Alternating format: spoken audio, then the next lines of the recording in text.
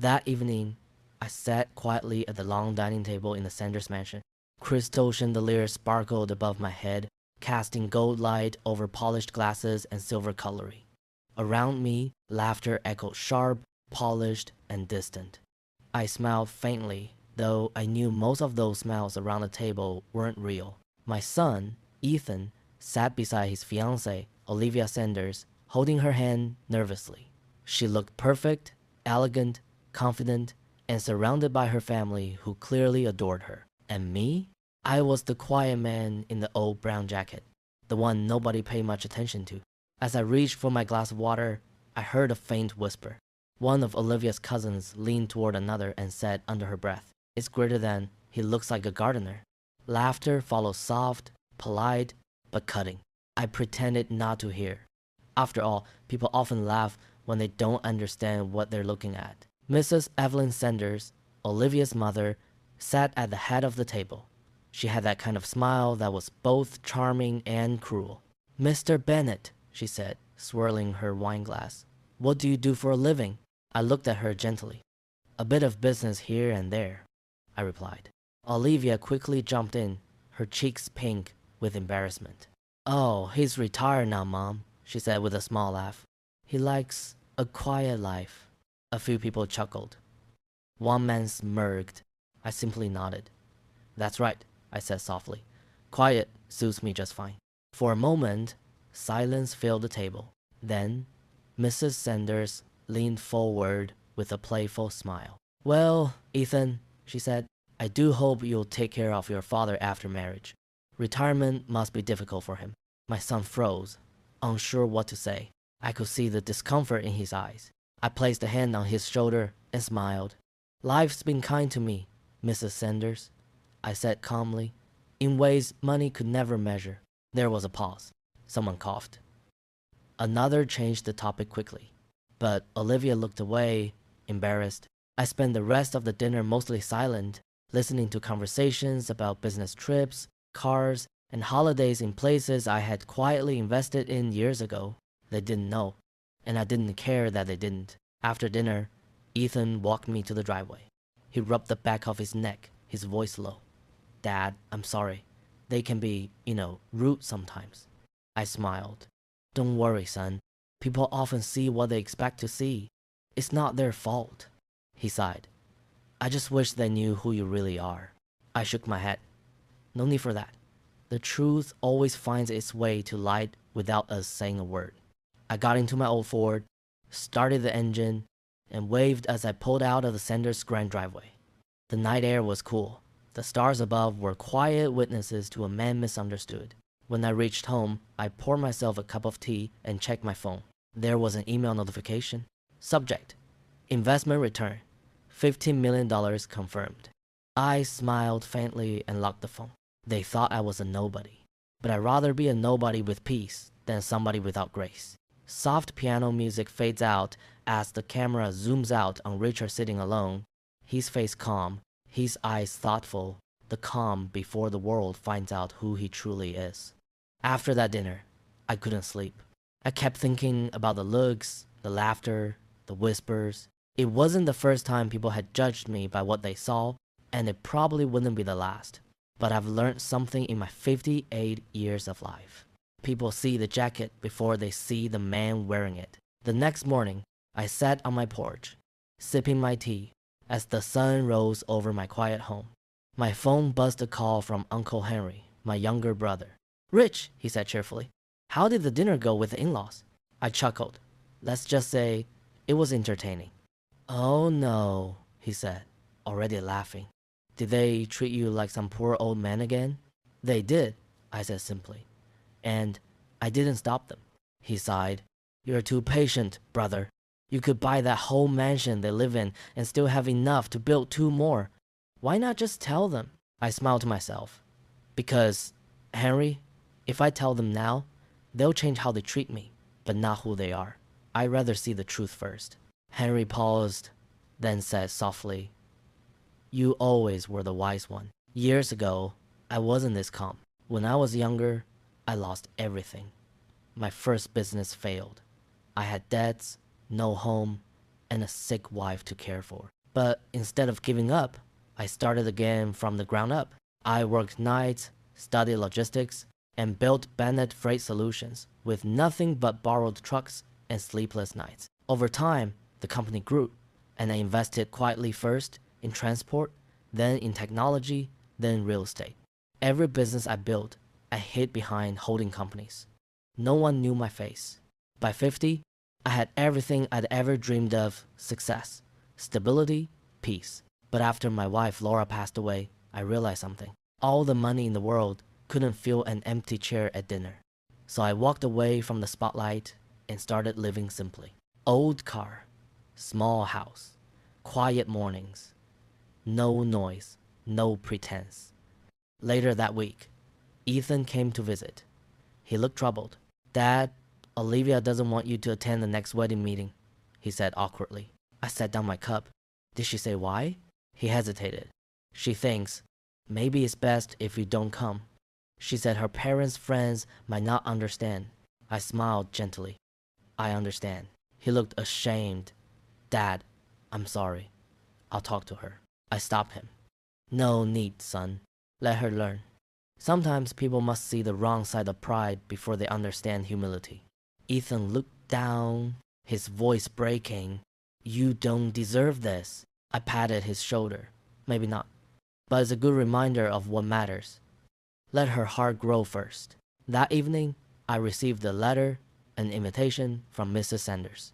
They were hosting a pre-wedding family lunch to introduce both families formally. I knew it would be another show of pride and wealth, but I decided to go anyway, not to prove anything, not to fight, but to watch and wait. Before bed, I opened my laptop and checked an email from my lawyer. Subject: the Bennett Foundation launch, scheduled for next week. A quiet smile touched my lips. The foundation was something I'd worked on for years, a charity project to fund education for orphans. Soon, people would hear the name Richard Bennett again, but not because I wanted attention. Only because I wanted to remind the world that true success comes from giving, not showing. It was a bright Friday morning when everything began to change. Mrs. Evelyn Sanders sat by the window, going through the final guest list for the wedding. Her phone buzzed. It was a call from her friend and business partner, Clara Watson. "Evelyn," Clara said, "are you attending the Bennett Foundation launch next week?" Evelyn frowned. "The what?" "The Bennett Foundation," Clara replied cheerfully. "A new charity fund started by Richard Bennett, you know, the entrepreneur. He's been in the news all week. Apparently, he's one of the biggest private donors in the country." Evelyn laughed softly. "Oh, Clara, must be a different Richard Bennett. The one I know drives an old Ford." But after the call ended, curiosity crept into her mind. She opened her laptop, typing slowly, "Richard Bennett Foundation." The first result made her heart skip. It's greater than Richard Bennett donates $20 million to education reform. Founder of Bennett Logistics and Orion Tech Solutions, Bennett Foundation set to launch global program for underprivileged children. Her hands trembled slightly as she clicked on a photo. And there he was, the same man who sat quietly at her dining table last week, dressed in his simple brown jacket, now standing in a navy blue suit, shaking hands with world leaders. Her breath caught. She clicked another link. An interview from Forbes magazine is greater than Richard Bennett, the silent builder of empires. She stared at the screen, frozen. "This can't be real," she whispered. But every photo, every headline, every quote confirmed it. Her pulse quickened. The same man she had mocked was worth more than every person in her social circle combined. At that moment, Olivia walked in, holding her phone. "Mom, what's wrong? You look pale." Evelyn turned the laptop toward her. "Look." Olivia leaned closer, scanning the screen. Her smile slowly faded. "Wait, that's not him. He's too simple." Evelyn's tone turned cold. "He could buy this house 10 times over, Olivia. And you laughed at him." Olivia stepped back, her face draining of color. Mom, I didn't know. I thought he was just a nobody." Evelyn interrupted sharply. "You thought wrong." The room fell silent. The ticking clock on the wall was the only sound. Evelyn scrolled through another headline. "It's grosser as Richard Bennett to launch a global education initiative." Her eyes filled with regret. Do you realize what this means? She whispered. Ethan's father isn't just successful, he's a legend. And we treated him like dirt. Olivia's voice cracked. Mom, what do I do now? Evelyn closed the laptop gently. You do the only thing a decent person can do. You go to his house and you apologize. That evening, Evelyn couldn't sleep. She kept replaying every word she said to Richard, every condescending glance, every proud smile. Meanwhile, Olivia sat in her room, scrolling through the same articles on her phone. Her eyes lingered on one photo, Richard standing beside children in school uniforms, smiling warmly as they held books funded by his charity. Tears filled her eyes. He was kind, even when I wasn't. She looked out her window at the night sky and whispered, Tomorrow, I'll make it right. It was early Saturday morning when I heard a knock on my front door. I wasn't expecting anyone. When I opened it, I froze for a moment. Standing there, side by side, were Olivia and her mother, Evelyn Sanders. Olivia's eyes were red, her face pale. Evelyn held a small bouquet of lilies awkwardly, as though her hands didn't quite know what to do. Mr. Bennet, Evelyn began softly. May we come in? I nodded, a little surprised, and led them into my small living room. It was simple, just a couch, a wooden shelf, a few old photos of my late wife Laura, and the quiet hum of peace. They both sat down carefully, looking around like they'd stepped into another world. Evelyn cleared her throat, her voice trembling. Mr. Bennet, I owe you an apology for everything I said, for how I treated you. I had no idea who you were. I smiled gently. You don't owe me anything, Mrs. Sanders. Respect that depends on money isn't respect at all. She lowered her eyes, ashamed. Olivia looked up at me then, tears brimming. Mr. Bennet, I'm so sorry. I've been so shallow. I laughed at you, and you never said a word. You were kind to me, even when I was cruel. Her voice cracked as she spoke. I thought wealth made someone important. I see now I was wrong. I looked at her, really looked at her, and saw not arrogance anymore, but regret. Olivia, I said softly, we all learn our lessons in different ways.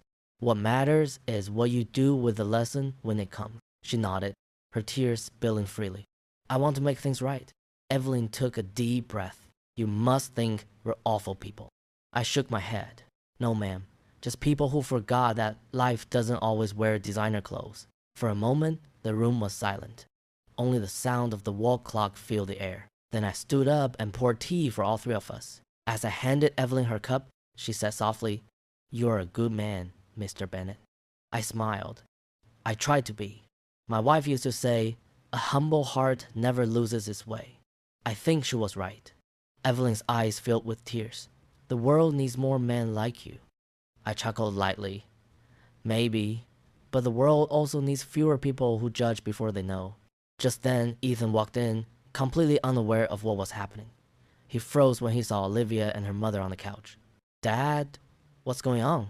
Olivia stood up quickly and faced him. Ethan, I came to say I'm sorry. To you and your father. I've been wrong about so many things.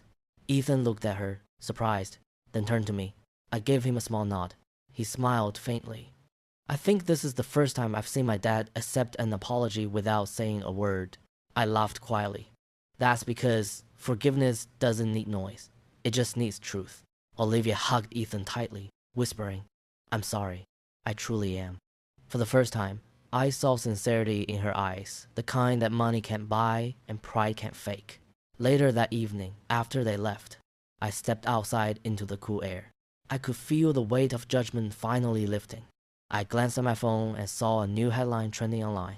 It's greater than Richard Bennett Foundation. Launch billionaire's humility inspires the nation. The photos showed me standing beside children holding books, smiling. I put the phone away and smiled quietly to myself. Not because the world finally knew who I was, but because a few hearts had finally seen me for who I had always been. A week later, the house was unusually quiet. I sat by the window, sipping my morning coffee, watching the light stretch across the street. It was peaceful, the kind of peace money can't buy. For years, I had lived as just Richard Bennett, Ethan's quiet father. Now, people whispered my name with awe, but to me, nothing had really changed. Then, one morning, I heard a knock again. This time, it was Ethan standing there with Olivia, both smiling softly. "Dad," Ethan said, "we'd like to talk to you." They sat across from me, and Olivia placed a small envelope on the table. Inside was a handwritten letter, no fancy print, no gold ink, just real words. "Dear Mr. Bennett, thank you for showing me what true wealth looks like. It's not money. It's character, kindness, and the strength to forgive. You changed me." Olivia. I looked up at her. She smiled shyly, tears in her eyes. "I want to help with your foundation," she said quietly. "Not because of who you are, but because of who you are inside." For the first time, I saw a new Olivia, humbled, grounded, and sincere. Ethan reached out his hand. "Dad, thank you for never letting pride or anger take over. I learned from you more than I ever said." I chuckled softly. "You're my son. You'll always have my lessons, even when you don't want them." They both laughed, and for a moment, it felt like the air around us was lighter, freer. Later that evening, we all attended a small event at the local community center, the Bennett Foundation's first scholarship ceremony. Children from poor families filled the hall, some holding their parents' hands tightly, their faces glowing with hope. As I walked onto the small stage, people stood and clapped. I wasn't used to applause, but I bowed slightly and smiled. I looked at those young faces, the ones who reminded me of the boy I once was, and spoke slowly, from the heart. "It's greater than true wealth," I said. "Isn't measured by what you have in your bank account. It's measured by what you give your time, your kindness, your understanding. Money fades, but goodness lasts forever." There was silence for a moment, then a warm wave of applause filled the room. Olivia sat in the front row, tears streaming down her cheeks. Evelyn held her hand, nodding gently, her face filled with respect. Ethan stood behind the camera, capturing the moment, his smile steady, proud. When the ceremony ended, I stepped outside again under the same evening sky I'd seen 1,000 times before. The air smelled of rain, fresh and new. I thought of Laura, my late wife, and whispered softly, "It's greater than you were right, my love. A humble heart never loses its way." I smiled, tucked my hands into my pockets, and walked home slowly. The world finally knew who Richard Bennett was, but the truth was, I had never been a nobody. I was just a man who believed that kindness never goes out of style.